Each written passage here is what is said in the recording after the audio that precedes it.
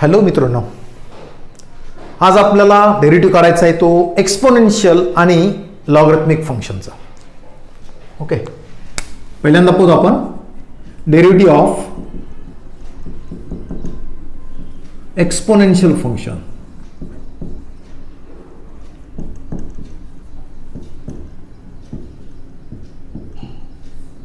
Bye first principle. First principle, f dash of x is equal to limit f of x plus h minus f of x divided by h tends to 0. हे आपल्याला माहिती आहे. Function आहे समोर तुमच्या exponential. काय definition आहे एक्सपोनेन्शियलचे फंक्शन? हे function f is exponential from r to r. Domain real number आहे आणि range set is also set of real number. मग अशा वेळेस मला एफ ऑफ एक्स डिफाईन करता येईल या टाईपनं, ए टू द पॉवर एक्स. यामध्ये तो ए हा बेस जो आहे याच्यावरचे रिस्ट्रिक्शन आहेत. A is greater than 0 and a is not equal to 1. Okay, a हा पॉझिटिव्ह आहे पण ए ची व्हॅल्यू 1 नाही. या फंक्शनला एक्सपोनेन्शियल फंक्शन म्हणतो आपण आणि या एक्सपोनेन्शियल फंक्शनचं मला फर्स्ट प्रिन्सिपलच्या साह्यानं डेरिव्हेटिव्ह काढायचा आहे. काय येईल मग? एफ ऑफ एक्स काय घेतोय? A to the power x. F of x plus h काय होईल? एक्सच्या ऐवजी x plus h, a to the power x plus h. Okay, या दोन्ही व्हॅल्यू डेफिनेशन मध्ये यूज करता येईल. So f dash of x is limit h tends to 0 a to the power x plus h minus a to the power x divided by h. आता राहिला प्रश्न लिमिटचा. Limit काढायला होतो आपण एक्सपोनेन्शियलचं आणि मला वाटतं तुम्हाला आठवत असेल की एक्सपोनेन्शियलचा स्टँडर्ड फॉर्म काय असतो? Limit a to the power x minus 1 divided by x extends to 0 हाय. आणि या स्टँडर्ड फॉर्मची व्हॅल्यू लॉग ए एवढी आहे. ओके, हा स्टँडर्ड फॉर्म कशासाठी आणलाय की जर मी डायरेक्ट व्हॅल्यू ठेवली लिमिटची, एच ची व्हॅल्यू 0 ठेवली, a to the power x minus a to the power x is 0, h ची व्हॅल्यू 0, 0/0 फॉर्म आला आणि तो फॉर्म नाहीसा करण्यासाठी आपण एक्सपोनेन्शियलचा हा स्टँडर्ड फॉर्म वापरतो. ह्याची व्हॅल्यू मात्र 0 नाहीये, लॉग ए असल्यामुळे ही टर्म 0/0 या फॉर्मच्या बाहेर येईल. तर मग या ठिकाणी आपल्याला हा फॉर्म ऍडजस्ट करायचा आहे. Limit h tends to 0. इथे ही टर्म काय? A to the power m plus n या फॉर्म मध्ये. इंडायसेस माहिती तुम्हाला घातांक. A to the power m plus n कसं लिहितो आपण? A to the power m into a to the power n. या टर्म प्रोडक्ट मध्ये लिहिता येतील. So a to the power x into a to the power h minus a to the power x divided by h. So limit h tends 0 यामध्ये a to the power x ही term common घेता येईल. काय शिल्लक राहतं? A to the power h minus 1 divided by h. आणि यापूर्वी तुम्हाला सांगितलं की ज्यावेळेस आपण एखाद्या टर्म वापरतो त्यावेळेस त्या टर्म कुठल्या आहेत काळजीपूर्वक पाहायच्या. एक्सपोनेन्शियल आहे का कॉन्स्टंट आहे? कॉन्स्टंट मध्ये न्यूमेरिकल कॉन्स्टंट आहे का आर्बिट्ररी कॉन्स्टंट आहे? याची मात्र आहे ना दखल घ्यावी लागेल. यात एक्स आणि एच अशा दोन टर्म आहेत. दोन त्यापैकी एच 0 कडे चाललाय.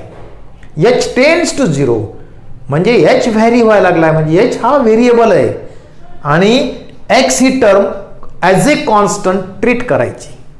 ओके, मग limit of any constant, constant जर सोबत असेल तर आपल्याला माहिती आहे की कॉन्स्टंट टर्म मला लिमिटच्या बाहेर घेता येते. A to the power x into limit of राहिली टर्म काय? A to the power h minus 1 upon h. आणि पहा ही टर्म ही स्टँडर्ड फॉर्म मध्ये आली आहे आणि या स्टँडर्ड फॉर्मचं लिमिट लॉग ए एवढं असतं. So a to the power x into log a हा आपल्याला डेरिव्हेटिव्ह मिळाला a to the power x चा with respect to x. Okay, so derivative of a to the power x, a is any constant, positive 1 9, right? मग 2 to the power x चा derivative काय होईल? एच्या जागी 2 आहे इथे. ए टू दी पॉवरला a to the power into log a is 2 to the power x into log 2. मग derivative of 10 to the power x with respect to x काय मिळेल derivative 10 to the power x into log 10. आणि या ठिकाणी ए ही term constant आहे, तो constant कुठलाही असू शकेल. बरेचदा एक टर्म नेहमी येते की ए च्या ऐवजी ई, तेव्हा तेच फंक्शन मला असं लिहिता येईल एफ ऑफ एक्स ए च्या ऐवजी e to the power x. Okay, अशा वेळेस काय मिळेल डेरिव्हेटिव्ह पाहतो आपण. F of x plus h e to the power x plus h. या दोन्ही व्हॅल्यू पुन्हा एकदा डेफिनेशन मध्ये f dash of x is equal to limit h tends to 0 f of x plus h आहे e to the power x plus h minus f of x is e to the power x divided by h. पुन्हा एक वेळेस limit काढतोय ते आपण exponential फंक्शनचं. Okay, standard form आताच पाहिला आपण. यात पुन्हा एक वेळेस e to the power m plus n या फॉर्म मध्ये आपण याला सेपरेट लिहिता येईल minus e to the power x as it is divided by h. So limit h tends to 0. यात e to the power x common निघायला लागलाय e to the power h minus 1 upon H. पुन्हा M variable कोण आहे इथे H 0 कडे चालला आहे म्हणजे एच व्हेरिएबल आहे म्हणजे एक्स ला कॉन्स्टंट ट्रीट करायचं. आणि ही टर्म कॉन्स्टंट झाली e to the power x. ही टर्म मला लिमिटच्या बाहेर घेता येते. So limit h tends to 0 e to the power h minus 1 divided by h. हा फॉर्म मला स्टँडर्ड मिळाला a to the power x minus 1 upon x x tends to 0 log a. Okay, हे त्याचं लिमिट असतं. So e to the power x log of ए, पण a च्या ठिकाणी या ठिकाणी ई आहे. Okay, so that is e to the power x into log e. Log आणि एक्सपोनेन्शियल एकमेकाच्या इनव्हर्स प्रोसेस आहे, त्यामुळे आपसात कॅन्सल होतात आणि राहील फक्त 1. म्हणजे लॉग ई ची व्हॅल्यू यापुढे नेहमी 1 यूज करायची. So log e is equal to 1. म्हणून मला काय मिळालंय, मी काढलं होतं ई टू दी पॉवर एक्सचा डेरिव्हेटिव्ह आणि तो आला e to the power x. So derivative of e to the power x is e to the power x. Derivative of logarithmic function. काय फंक्शन आठवा परत. Definition of logarithmic function. The function f from R to R is defined as f of x is equal to log x to the base a, where a is greater than 0, a is not equal to 1 and x always positive. हे 3 restriction आहे त्याच्यावर. आणि हे restriction जरा प्रत्येक वेळेस फंक्शनच्या वेळेस आठवायचे. प्रॉब्लेम हा आहे की आपण लोक जे की मराठी माणसं आहेत की लिमिटेशनचा जास्त विचार करत नाहीत. चला बिंदास आहे ना. आणि तिथेच आपल्याला अडचण येते जेव्हा आपण मेनला किंवा ॲडव्हान्सवरचे जे प्रॉब्लेम येतात त्यावेळेस रिस्ट्रिक्शन हे कन्सिडर करणं मस्ट आहे. त्याशिवाय प्रॉब्लेम सॉल्व्ह होत नाहीत आणि त्या ठिकाणी मग आपल्याला अवघड जायला लागतंय कारण आपण सरावच करत नाहीत. त्यामुळे इथे मात्र प्रत्येक वेळेस जेव्हा प्रॉब्लेम तुम्ही सॉल्व्ह करायला लागलात एखादं फंक्शन समोर आलं तर त्या फंक्शनचं डोमेन रेंज त्याचा पिरियड आहे ना ह्या ज्या गोष्टी बेसिक आहेत त्याचा एखादा ग्राफ हा डोळा पुढे आला पाहिजे. हे आहे logarithmic function log x to the base a. A is positive. Base हा नेहमी पॉझिटिव्ह असतो पण 1 नसतो आणि ज्याचा लॉग काढायलो आपण ती टर्म पॉझिटिव्ह पाहिजे. ओके, या फंक्शनचा आपल्याला डेरिव्हेटिव्ह काढायचा. काय येईल एफ डॅश ऑफ एक्स. यामध्ये एफ ऑफ एक्स काय घेतला आपण लॉग एक्स घेतला. सध्या जो बेस आहे आता यामध्ये पुन्हा की लॉगरिथमिक फंक्शनचे 2 पार्ट केलेत आपण. एक आहे स्टँडर्ड लॉग आणि दुसरा आहे नॅचरल लॉग. या 2 गोष्टी नीट जरा समजून घ्या. स्टँडर्ड लॉग जो की आपण व्यवहारामध्ये वापर करतो जनरली तुम्ही फिजिक्समध्ये वापरता तो लॉग म्हणजे स्टँडर्ड फॉर्म. त्या ठिकाणी आपण 10 डिजिट सिस्टीम वापरलेली आहे 0 to 9. या नंबरचं कॅल्क्युलेशन चालू आहे, राईट. मग त्यावेळेस मी इथे लॉगचा बेस हा काय घेतलाय 10. म्हणजे ज्यावेळेस लॉगचा बेस 10 असेल त्यावेळेस स्टँडर्ड लॉग म्हणायचं त्याला. जनरली ते नोटेशन या टाईपनं लिहितो आपण, लॉग एक्स आणि बेस किती आहे 10 आहे. ओके. आणि नॅचरल लॉग जेव्हा आपण यूज करायला लागलो त्यावेळेस हा जो बेस आहे हा बेस आपण नेहमी ई घेत असतो, राईट. आणि ज्यावेळेस बेस ई घेतला नॅचरल लॉग आहे, आणि नॅचरल लॉग आपण फक्त मॅथमॅटिक्समध्ये वापरतो, जनरली व्यवहारामध्ये वापरणं शक्य नाही, कारण बेस ई ही शक्य नाही टर्म काढणे. ओके. त्यामुळे या गोष्टी लक्षात ठेवा. मॅथमध्ये ज्यावेळेस आपण लॉग वापरायला आहोत त्यावेळेस बेस ई असेल. फिजिक्स केमिस्ट्रीला जेव्हा लॉग टेबल वापराल त्यावेळेस बेस हा 10 असतो. या दोघांमधला डिफरन्स व्यवस्थित समजून घ्या. मग अशा वेळेस नोटेशन काय असेल, log of x to the base e. आपल्याला बऱ्याचदा तुम्हाला पुस्तकामध्ये अशी फक्त टर्म दिसते लॉग एक्स,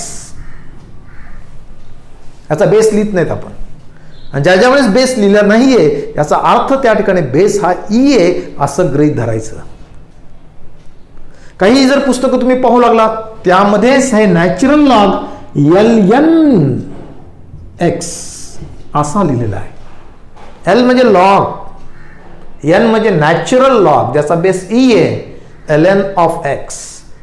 LN म्हणजे लॉगस ज्याचा बेस हा ई आहे, तो आपण नुसता लॉग एक्स लिहितो ज्यावेळेस बेस ई लिहित नाही. दोन्हीचा अर्थ एकच आहे, नोटेशनमध्ये फरक असला तरी. ओके. एवढ्या गोष्टी लक्षात आल्यानंतर या बेसनुसार मला लॉगचा डेरिव्हेटिव्ह काढता येईल. आता F of x is log x घेतला, आता हे मी बेस लिहिला नाही म्हणजे बेस ई आहे, म्हणजे हा नॅचरल लॉग आहे. ओके. डेरिव्हेटिव्ह काय येईल पहा, f of x plus h, log x बदललाय एक्स प्लस एच झाला. या दोन्ही value substitute in first principle. So first principle f dash of x is limit h tends to 0 f of x plus h log of x plus h minus log x divided by h. आता limit पुन्हा काढा लागला. समोर कोण आहे, function आहे logarithmic, आणि लॉगरिथमिकचं function आता डायरेक्ट जर व्हॅल्यू ठेवली 0/0 येणारच. h ची व्हॅल्यू 0 ठेवून पहा. तो फॉर्म इलिमिनेट करण्यासाठी आपण लॉग फंक्शन साठी स्टँडर्ड फॉर्म मिळाला होता 1 plus x to the power 1 upon x and limit this x tends to 0, आणि या फॉर्मची व्हॅल्यू लिमिट ई असतं. याला लक्षात. म्हणजे मला जेव्हा लिमिट काढायचं लॉगरिथमिक फंक्शनचं तेव्हा या फॉर्मला कन्वर्ट करून या टाईपमध्ये कन्वर्ट करायचंय. ओके. मग या ठिकाणी काही लॉगच्या प्रॉपर्टी सुद्धा आपल्याला माहिती असणं गरजेचं आहे. लॉगची एक प्रॉपर्टी आहे लॉग ए मायनस लॉग बी, याला आपण लिहितो लॉग ए बाय बी. ह्या दोन टर्म होत्या त्याला सिंगल टर्म मध्ये कन्वर्ट करल्या. कारण आपले एम काय, लिमिट काढणे म्हणजे वजाबाकी नको आहे, गुणाकारात आणायचे. याला जर गुणाकारात आणायचं तर लॉगची प्रॉपर्टी यूज करा. काय मिळेल, लिमिट एच टेंड्स टू 0 हा 1 अपॉन एच थोडा साईडला लिहितो, log of a divided by b x plus h divided by x. एक सिंगल टर्म मध्ये आणलंय. काय प्रॉपर्टी आहे, log of a to the power b, या जो पॉवर आहे हा समोर येईल कोइफिशियंटला बी लॉग ए. ही प्रॉपर्टी मला इथं वापरता येईल कारण हा 1/h जो आहे हा 1/h लॉगचा कोइफिशियंट आहे ना, हा कोइफिशियंट मला पॉवरला नेता येईल. Limit h tends to 0 log of, आता या ठिकाणी आणखी मी एक ऑपरेशन करतो, सिम्प्लिफाय करून तो ब्रॅकेटला x डिवाइडेड बाय x 1 आणि h बाय x. हा x कॉमन डिनॉमिनेटर आहे, सेपरेट डिवाइड केलाय, आणि हा जो कोइफिशियंट आहे हा पॉवरला चालला 1/h. ओके. आता या ठिकाणी जी टर्म तुम्हाला पाहायला मिळाली ती पहा नीट, की हे टर्म आहे त्यावर लॉग अप्लाय केलेला आहे, म्हणजे इथे कॉम्पोजिट फॉर्म झाला. कॉम्पोजिट म्हणजे संयुक्त. दोन फंक्शन जेव्हा एकत्र येतात आणि नवीन फंक्शन तयार होतो त्याला आपण कॉम्पोजिट फंक्शन म्हणलेलं आहे. मग कॉम्पोजिट फंक्शनचं लिमिट कसं काढतो, आठवतंय की कंपोजिट फंक्शनला आपण असं या नोटेशन डिनोट केलं होतं, f composition g at point x. F आणि झी हे फंक्शन दोन वेगवेगळे आहेत आणि कंबाईन होऊन एक्स वर अप्लाय व्हायला लागलेत. त्याच टर्मला आपण असंही लिहिलेलं आहे f of g of x. दोन्हीचा अर्थ एकच आहे, f composition g f of g of x. आणि जेव्हा फंक्शन कंपोजिट असेल त्यावेळेस लिमिट अप्लाय करण्याचा रूल आहे तो रूल कसा आहे, f of g of x limit x tends to a जर असेल तर हा जो एक्स आहे ए कडे चाललाय आणि हा एक्स जी ऑफ एक्स मध्ये एफ नंतर अप्लाय झालाय, त्यामुळे लिमिट हे पहिल्यांदा जी ऑफ एक्स वर अप्लाय होईल, एफ वर नाही. F of limit of g of x x tends to a आले कंपोजिट फंक्शनचं. आता तुम्ही माझा व्हिडिओ पाहायला लागलात, हे कंपोजिट फंक्शन आहे. मी शिकवायला लागलो आणि तुम्ही शिकायला लागलात आणि तुमच्या नॉलेजमध्ये चेंज व्हायला लागलाय. मला सांगा या कंपोजिटवर काय लिमिटेशन जे आहेत, हे लिमिटेशन कसे अप्लाय होतात की मी शिकवायला लागलो, तुम्ही सिलेबस शिकायला लागलात, आता तुम्ही 11वी 12वीला आहेत, 11वी 12वी स्टुडंटवर असणारे जे लिमिटेशन आहेत ते लिमिटेशन इथं पाळल्या चाललेत. पण हे लिमिटेशन हे माझ्यावर अप्लाय होतील का तुमच्यावर? फंक्शन कंपोजिट आहे, मी एफ आहे तुम्ही जी आहेत आहे ना. हे जे 11वी 12वीचे जे रूल्स आहेत, लिमिटेशन आहेत, बाउंड्री आहेत की स्टुडंटनं कसं वागायचं, कसा अभ्यास करायचा, कसं रिव्हिजन करायचं, मी शिकून मोकळा होईल. पण या टर्म पुन्हा तुम्हाला रिवाइज करावं लागतील तू परफेक्टनेससाठी. हे जे लिमिटेशन आहे हे लिमिटेशन तुमच्यावर अप्लाय होतील. मग एफ हा त्या लिमिटच्या बाहेर येईल. या टाईपचा हा जो रूल आहे हा कंपोजिटचं लिमिट काढण्यासाठी वापरतात. मग एक लॉग ऑफ दिस टर्म, मग हा लॉग लिमिटच्या बाहेर घेता येईल मला. Log of limit h tends to 0 1 plus h by x to the power 1 by h. आता स्टँडर्ड फॉर्म काय, स्टँडर्ड फॉर्मच्या जवळ आलो आपण. लॉगरिथमिकचा स्टँडर्ड फॉर्म आहे 1, पहिली टर्म 1 पाहिजे, 1 मिळाली मला, आणि दुसऱ्या टर्मचा व्यस्त वरती पाहिजे, रेसिप्रोकल आहे ना. x आहे म्हणजे x बाय 1 आहे, x बाय 1 चा व्यस्त 1 बाय x, तर ती टर्म स्टँडर्ड होईल. मग इथं h बाय x चा व्यस्त काय होईल, उलट करा, x बाय h. मग x बाय h आहे का इथं, h आहे x नाही, म्हणजे मला ती टर्म ऍडजस्ट करून घ्यावी लागेल. That is log of limit h tends to 0 1 plus h upon x to the power x by h to the power, हा x एक्स्ट्रा घेतलाय आपण, न्यूमरेटरला लिहिलाय म्हणजे मल्टिप्लाय केलाय, त्याचा पॉवर 1 अपॉन x लिहिता येईल. म्हणजे x जर कट झालं तर पुन्हा ओरिजिनल टर्म मिळेल. झाली ऍडजस्टमेंट, आणि ही ऍडजस्टमेंट स्टँडर्ड झाली. 1 मिळाला, याचा रेसिप्रोकल मिळाला, आणि लिमिट टेन्स टू 0 आहे, 0 मिळालंय. आणि अशा स्टँडर्ड फॉर्मचं लिमिट हे ई असतं. So it is log of, he total term आता लिमिट ई झालंय आणि पॉवर जो आहे 1 बाय एक्स.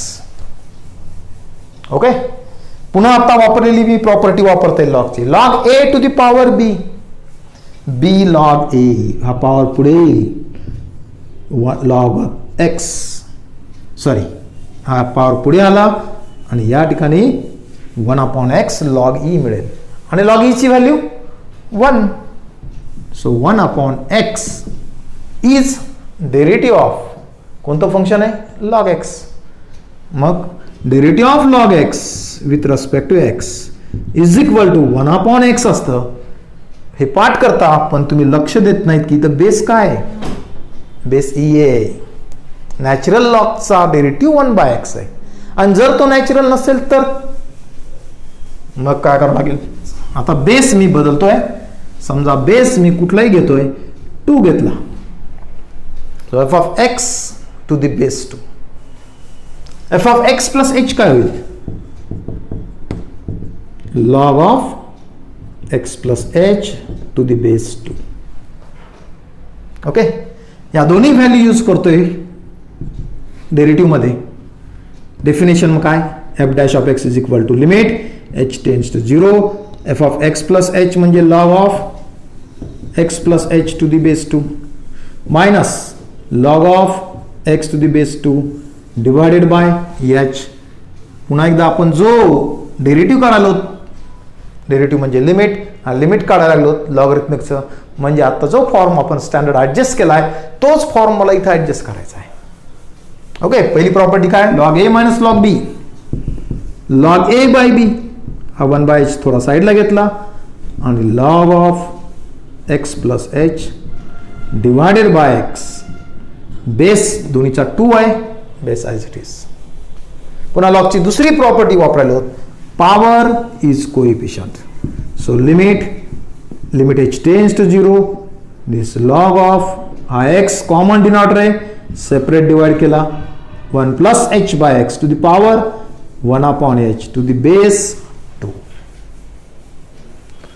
आता लॉगची आणखी एक प्रॉपर्टी, त्याला आपण बेस चेंज फॉर्म्युला म्हणतो. आठवते, log of a to the base b. हा बेस मला नको आहे, तुम्हाला पाहिजे तो बेस फॉर्म करता येतो या फॉर्म्युलेच्या साहाय्याने. काय फॉर्म्युला सांगतोय की याची value log a divided by log b एवढी असते. Log a to the base b, log a divided by log b. आता या ठिकाणी मी बेस लिहिला नाही, याचा अर्थ लक्षात आला असेल. बेस काय, ई. ओके, जर तुम्हाला दुसरा बेस पाहिजे असेल तर कुठलाही बेस, तुम्हाला जर 3 पाहिजे असेल तर 3 घेता येईल, 4 पाहिजे 4 घेता येईल. फक्त बेस कसा आहे, पॉझिटिव्ह असणं गरजेचं आणि 1 नको आहे.